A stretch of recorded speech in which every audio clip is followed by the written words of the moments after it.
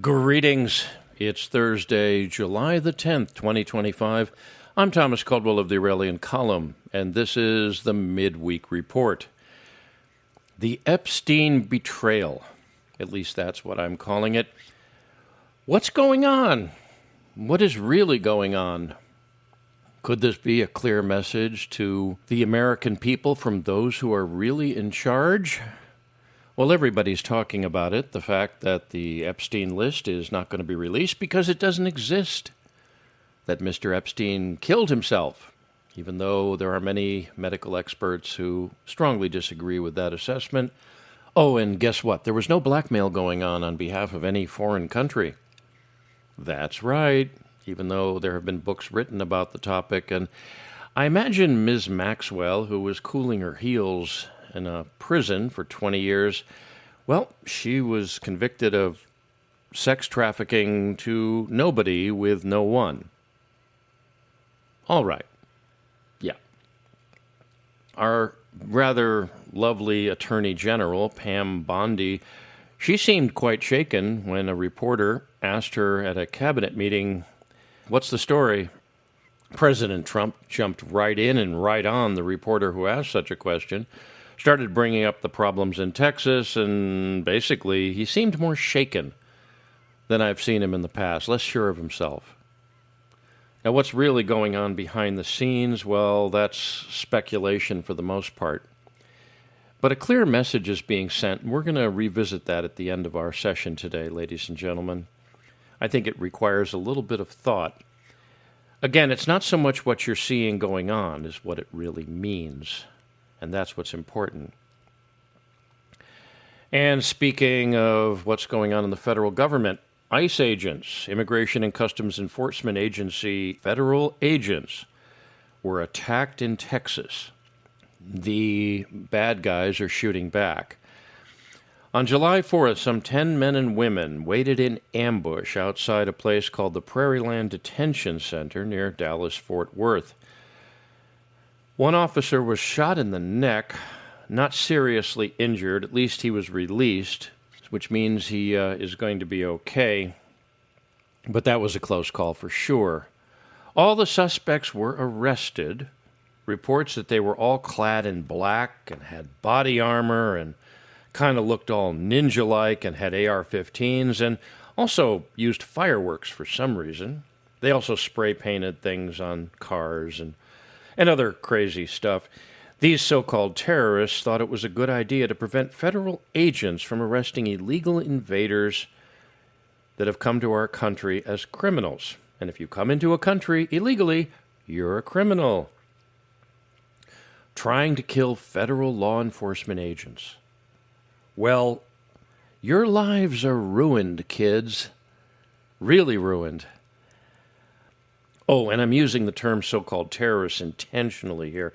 They're not hardened, determined men and women bent on fighting and dying for a cause, something that might have some justification in some place. No, these are stupid, idiotic children in adult bodies who grew up thinking social media and video games were the real world.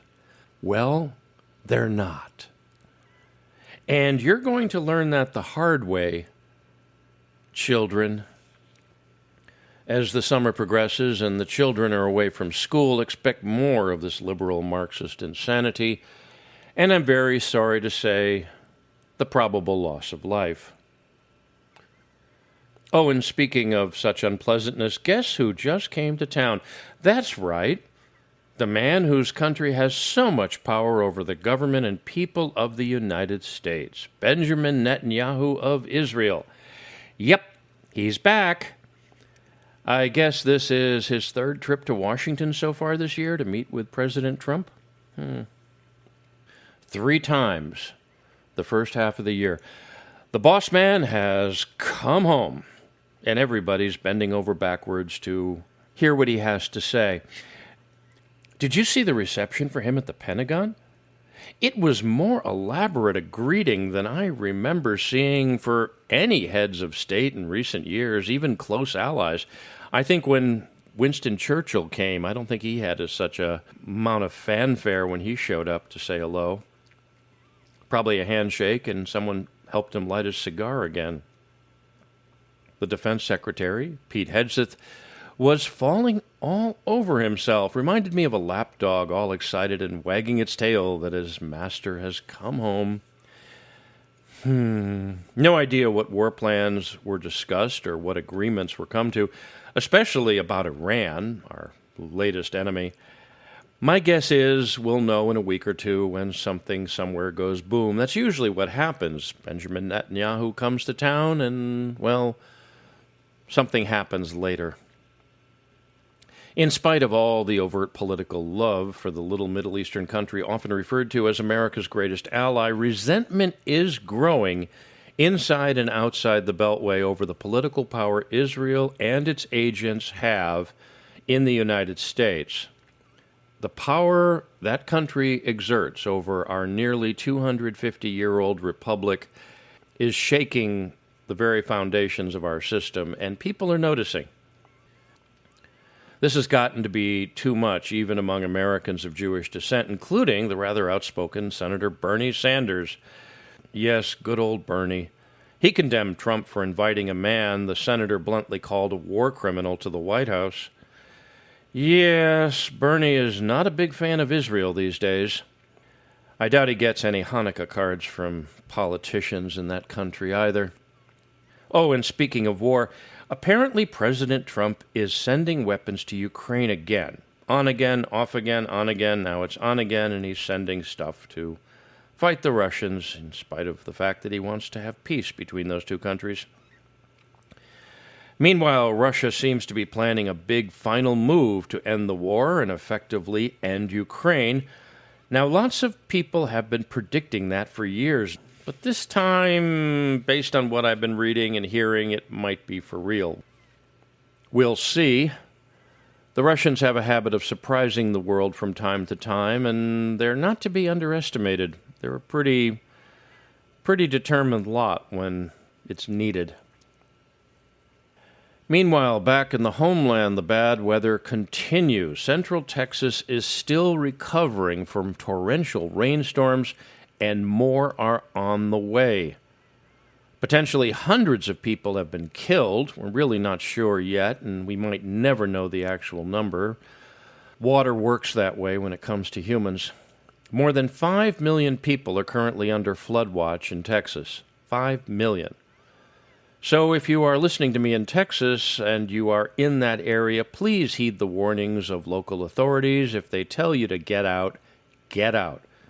A human being cannot win when it comes to fighting a wall of water. Earlier in my life, I was involved in mountain climbing expeditions, and I have seen with my own eyes how a little mountain stream can go from being a few inches deep to 20 to 30 feet deep in minutes. It's something you'll never forget if you ever see it, and if you do see it, you might not survive it. The remnants of these rainstorms are finding their way to the eastern seaboard, especially among the central Atlantic area. They're causing a bit of havoc here. There are many flood warnings in and around Washington, D.C. this morning, in Virginia and Maryland and in the district itself. The Potomac River is a really nasty thing when it chooses to be. Much like the seat of government, it flows past. Now, back to the Epstein betrayal. What are we looking at, America? What does all of this mean? Donald Trump came into office planning and boasting about cleaning things up. No one who has followed the escapades of the late Jeffrey Epstein believes for a second that this man was not involved with some very powerful people doing some very horrible things to some very innocent children, and was probably doing so at the behest of foreign governments. There have been books written about this. In fact, I've even done book reviews on some of them. No, this was an overt lie spit right in the face of the American people. People who trusted Donald Trump no longer do so. People who were saying, "We told you so," are being vindicated. What's going on? Why is this happening? The deep state the people in power, the oligarchy that really runs the United States, is basically putting it all out there for us to see. And you know why they're doing that? Because they know that nobody's going to fight back. Nothing is going to happen to them. And the more they do this, you notice how over the years and over the decades, it's more and more overt. It's more and more in our face. It's more and more, you're not going to do anything because you're too fat, stupid, and lazy to get off your sofa and stop drinking your beer and eating your salty snacks. All those people you see at gun shows, many of whom are in less than ideal physical condition, strutting around with AR-15s or have a T-shirt that say, "Come and get it," or "Don't tread on me," with the Gashton-colored flag with the snake on it. None of those people are going to do anything. And things are going to be done against the American people increasingly horrible. The Vietnam War was a false flag operation. How many tens of thousands of Americans died in that? People protested it, but the reason they protested it mostly, and it's been pointed out to me, is that they didn't want to be part of it. They didn't care it was happening. Some people did. But they just didn't want to be part of it. Because back then, people were being drafted. The Epstein denial is such an overt lie. It's a way of just putting us in our place, saying, we know, we are in charge. We have all the power, and none of you out there are going to do anything about it, and we're calling your bluff. That's what you're seeing. Some of the young women who were involved in this have killed themselves. At least that's what we're told. The bad guys are in charge. This is like a James Bond movie on steroids, except the British Secret Service agent is not going to be coming to the rescue this time. The U.S. is not necessarily going to collapse. Everyone loves to predict that, and they've been predicting that since I was in high school. I remember reading a book about how in the early 1980s, people will be camping out on Wall Street because the stock market will have collapsed. It's really kind of funny, but governments don't necessarily collapse. They transform into something else, something nasty. The United States system of government was never designed to be something the average person would not participate in. The people that started the United States, the founding fathers we call them, and those of us who do have reverence for what they came up with still call them that, they couldn't conceive of a time when people wouldn't participate in government. They fought a revolution because they wanted to participate in government. They weren't allowed to participate in government. They had to pay for it. They had to put up with soldiers being billeted in their homes. No one ever talks about the Third Amendment to the Constitution, the one about soldiers being put up in your home without your consent. People think that's a bit antiquated. Maybe it's going to come back. All nations die, all empires crumble when you see three things come into existence. The first is rampant corruption, and the United States is certainly guilty of that. Just drive outside Washington, D.C., along the Dulles Toll Road corridor. Some of the largest corporations on earth are there. That's actually the fourth largest business region of the United States, all for government contracting. Ask yourself how members of Congress can be elected who were bartenders or had other menial jobs. They get into the House of Representatives or the Senate. They go in there as paupers, and they come out as multimillionaires, some of them billionaires. How does that happen on a salary of about $150,000 a year? It's obvious, but nobody's doing anything. They know that we're not going to fight back. The second thing is economic decline. And in spite of people talking about jobs being created, we live in something called the gig economy. People have to have 2 or 3 or 4 jobs. They have to deliver for Amazon, deliver for pizza, go off and work as a janitor someplace or something to make ends meet. And even then, many people can no longer afford to buy a home. The middle class is being destroyed, pretty much has been destroyed, a stabilizing force in any country. And now AI is coming into play. Read what Dr. Thomas Sowell has been talking about in terms of artificial intelligence and why it's going to wipe out most white-collar jobs in the United States in the coming months and years. We don't have a thriving economy. We have people that are working harder than they ever did in our history. Somebody working on a farm back in colonial times had a better life than many of the people living in our cities, surrounded by technology and carrying a master supercomputer in their pocket. The next thing, of course, that destroys all countries and makes all empires crumble is when there is an invasion by other peoples who come into your territory and fight and settle down and are violent and do not hold your values. That did in the Romans. All these empires collapse for these three reasons or a combination thereof. So what's happening to us right now? Well, you have people like Bill Gates, who owns a significant amount of farmland in the United States that he's not doing anything with. You have people saying that we have to have bugs. You have artificial meat being created. And last Monday, I talked to you about the problem with the screw fly, as all of these cows are coming in and beef cattle are coming in from Mexico. The reason they're getting away with this is because they know that in spite of all the bluster, all the talk, all the flag waving, all the MAGA hats, and all this other stuff, we're not going to do anything. Americans don't fight back. Oh, sure, we might have a protest here and there. We might say we have to get out the vote. That doesn't seem to be working, does it? No, we have been relegated to sitting behind computers and coming up with clever memes, thinking that's actually going to make something happen.